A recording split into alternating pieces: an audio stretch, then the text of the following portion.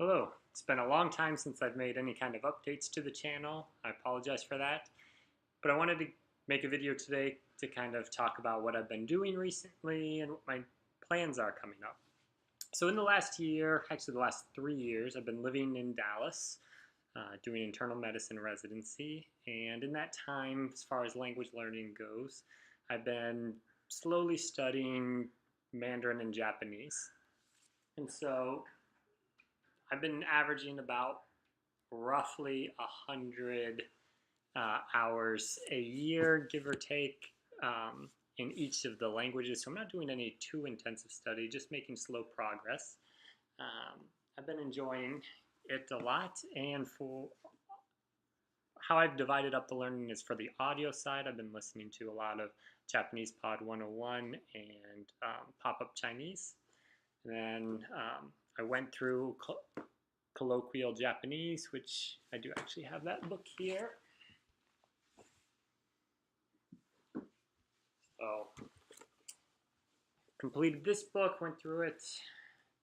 I'm just going through the Genki series. I have book 1 and 2, and then I just do some writing practice. This is just hiragana and katakana, but I'm trying to do some kanji, although not quite as much. And for Chinese, I do have a small writing booklet that I practice writing Chinese characters. I'm doing Asimil. I've gone through it once. This is the second time I'm going through it. I'm on lesson 83 right now on that, on my second pass where I'm working on writing everything out. So that's the new languages that I'm mainly learning. That has kind of been put on hold slightly because in a month I'm moving to New York City. I'm finishing internal medicine residency, have to take my medicine boards, and I'm starting a fellowship in endocrinology in New York. With all of that, I'm kind of focusing more on my career, reading about stuff in medicine, and so due to that, I've put the time I would have spent on that, I've kind of put that on hold while I have a lot of other things on my plate. But I am still continuing practicing the other languages that I speak regularly. One of the languages that I've used the most here in Dallas has actually been Spanish, because it's almost like a free semi-immersion with so many Mexican and Central American immigrants that are here in the Dallas-Fort Worth area. I've been able to practice Spanish at work. I've been able to practice at restaurants in the community, meet a lot of interesting people, hear their stories, get to know them, and had a lot of fun with that. I listened to Spanish radio in the car, and some music, talk radio. And I also, listen to suggestions for movies, TV shows, books. My favorite Hispanic author is Vargas Llosa. I really liked the book La Ciudad y los Perros. That's the only book I've finished by him, and now I'm reading El Sueño del Celta, which is also good. So those, probably 130 or so pages in on that. So just occasionally I read that. I have the ebook for that. For Russian, I still practice quite frequently. I've done several italki lessons. I've also tried a couple italki lessons for Japanese and Chinese, though I've struggled a bit more on that. I'm reading, occasionally I'll read a chapter, a little bit of this detective book by Boris Akunin.